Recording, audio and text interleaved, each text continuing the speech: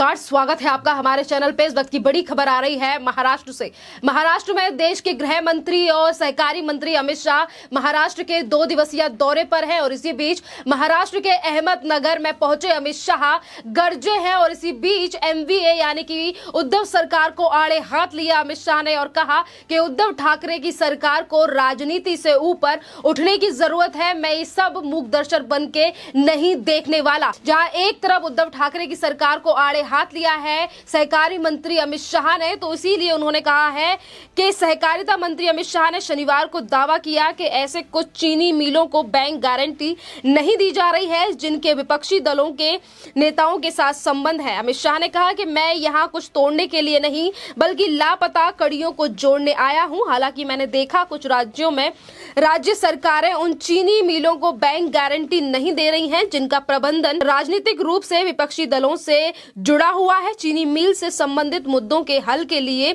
जरूरी नहीं है कि आप दिल्ली की तरफ देखें, राज्य सरकारों को इसे यहीं पर भी सुलझाना चाहिए। इसी बीच आपको बता दें कि अमित शाह ने उद्धव ठाकरे की सरकार को आड़े हाथ भी लिया और उनसे कहा भी कि राज्य सरकार कैसे राजनीति के चलते कुछ चीनी मिलों को बैंक जो सहकारी बैंक है उनकी गारंटी नहीं दे रही है, यानी कि महाराष्ट्र में जो राज्य सरकार है वो कैसी नीतियों पर काम कर रही है, आज उनका पर्दाफाश कर दिया है अमित शाह ने। और इसके साथ ही उन्होंने कहा ये प्रथा सही नहीं है, राज्य सरकार को राजनीति से ऊपर उठने के देखने की जरूरत है। मैं मूक दर्शन नहीं बनने चाह रहा हूं। महाराष्ट्र का सहकारी आंदोलन कई लोगों के लिए काशी जितना ही पवित्र है। इसी बीच आपको बता दें कि गृह मंत्री अमित शाह ने कहा कि हमें सहकारी आंदोलन को कमियों से मुक्त कराने की जरूरत है। एक समय था जब महाराष्ट्र में जिला सहकारी बैंकों की ओर देखा जाता था, लेकिन आज केवल 3 ही बचे हैं। करोड़ों रुपए के घोटाले कैसे हुए? क्या आरबीआई ने ऐसा किया? नहीं, आरबीआई ने ऐसा नहीं किया। मैं राजनीतिक टिप्पणी नहीं करने आया हूं। हाँ, सहकारिता आंदोलन के कार्यकर्ताओं को बताना चाहता हूं कि केंद्र सरकार उनके साथ है। साथ ही हमें दक्षता बढ़ाने, पेशावर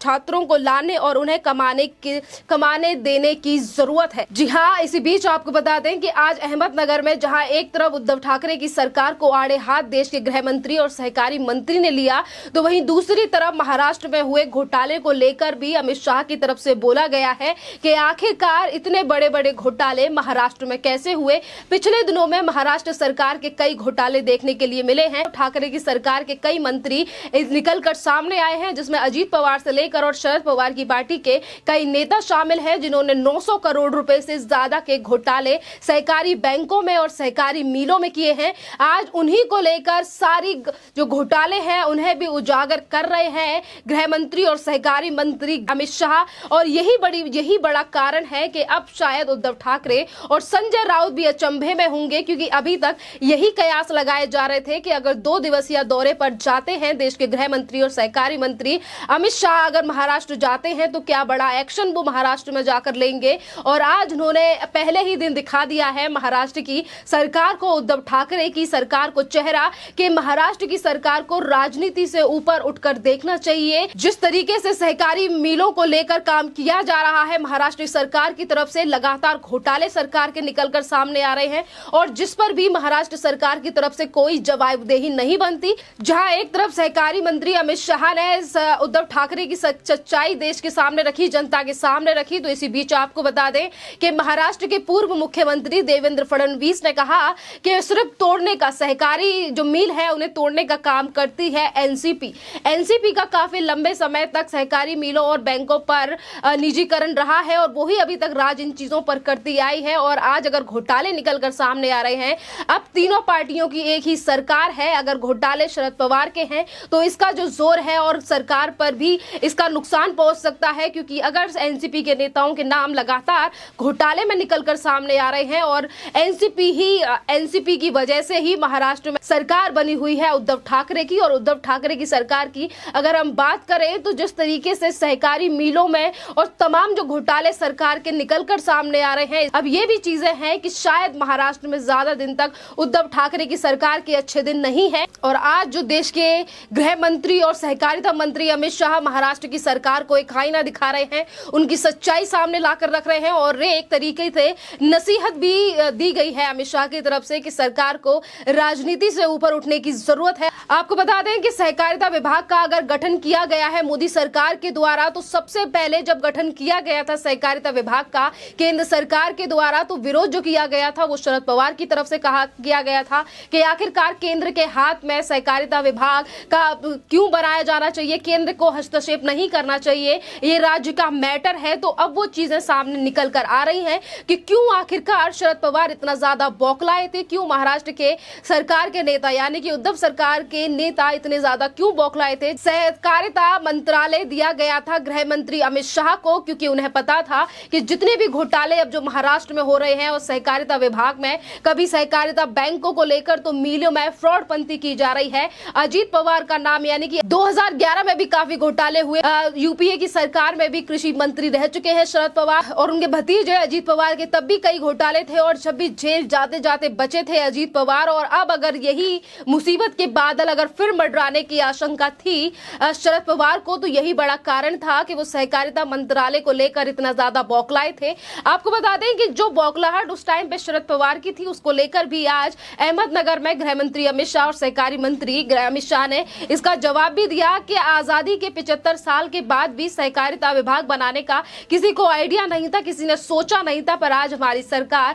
सबका विकास और सबका विकास की बात करती है और इसीलिए पीएम मोदी की तरफ से सहकारिता विभाग का निर्माण किया गया। जब कैबिनेट में विस्तार किया गया था जून के महीने में और उसके बाद ये जो एक्शन लिया गया था कि सहकारिता मंत्रालय बनाया जाए, वो इसीलिए बनाया गया था क्योंकि अगर मंत्रालय बनाया जाता है, केंद्र सरकार के सामने ये सारी चीजें आती हैं, तभी छोटे से छोटे व्यापारी और चीजों जो छोटे से छोटा व्यक्ति है जो इन्वेस्ट करता है और जिस तरीके से काम वाले व्यक्ति हैं उन तक ये नीतियों का फायदा पहुंचे। और आज जब केंद्र सरकार की नीतियां काम कर रही है, केंद्र सरकार नजर रख रही है सहकारिता के सारे कामों पर, बैंकों से लेकर मिलों पर, तो आज यही बड़ी मुश्किलें खड़ी कर रहा है शरद पवार और उद्धव ठाकरे की सरकार के मंत्रियों के लिए, क्योंकि उद्धव ठाकरे की सरकार वो है जो किसानों के नाम पर लगातार राजनीति तो करती है। शरद पवार कई सालों तक कृषि मंत्री रहे हैं और किसानों के नाम पर वो भी राजनीति ही करते हैं। पर आज अगर महाराष्ट्र की हालत देखी जाए और महाराष्ट्र में रहने वाले किसानों की हालत देखी जाए, तो वो आज देश अच्छी तरीके से जानता है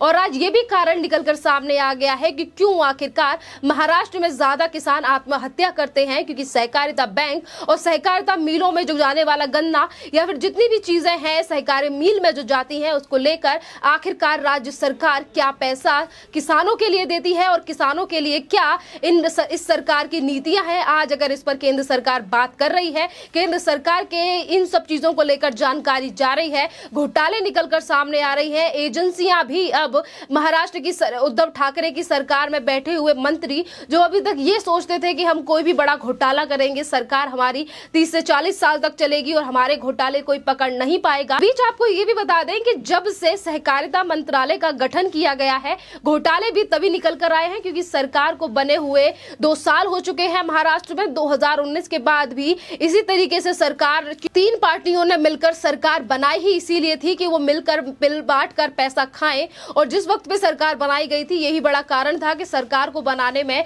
3 से 4 महीने लग गए थे कि कभी अजीत पवार इधर जा रहे थे तो कभी उद्धव ठाकरे इधर मुलाकात कर रहे थे, क्योंकि मंत्रालयों का बंटवारा उस टाइम पर नहीं हो पाया था। जो तीनों पार्टियां एक दूसरे के साथ जाकर आज ये कहती हैं कि हम 30 साल तक अपनी सरकार चलाएंगे, वो इसीलिए क्योंकि अलग अलग जो मलाईदार मंत्रालय हैं वो तीनों पार्टियों ने आपस में बांट रखे हैं और मंशा यही थी कि तीनों एक दूसरे के साथ मिलकर पार्टी चलाएंगे, बीजेपी को दूर रखेंगे और मिलकर घोटाले करेंगे। पर आज सहकारिता मंत्रालय बनने के बाद और उसके और अंडर जा चुका है वो भी गृह मंत्री अमित शाह के, और उनको इन सब चीजों का एक्सपीरियंस भी गुजरात से है। गुजरात में भी सहकारिता मंत्रालय अमित शाह के पास भी था और मंत्रालय किस तरीके से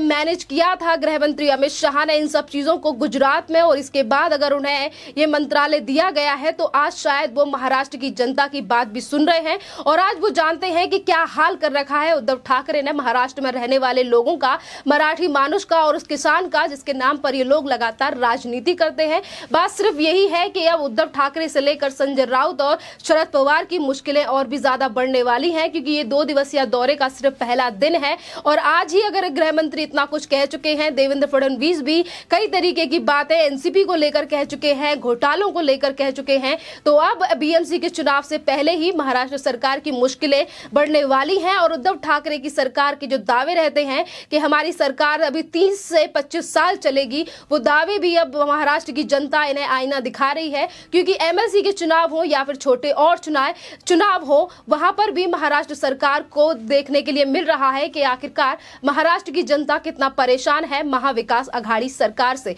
इस टॉपिक पर आपका क्या कहना है, आप भी हमें कमेंट करके जरूर बताएं। धन्यवाद।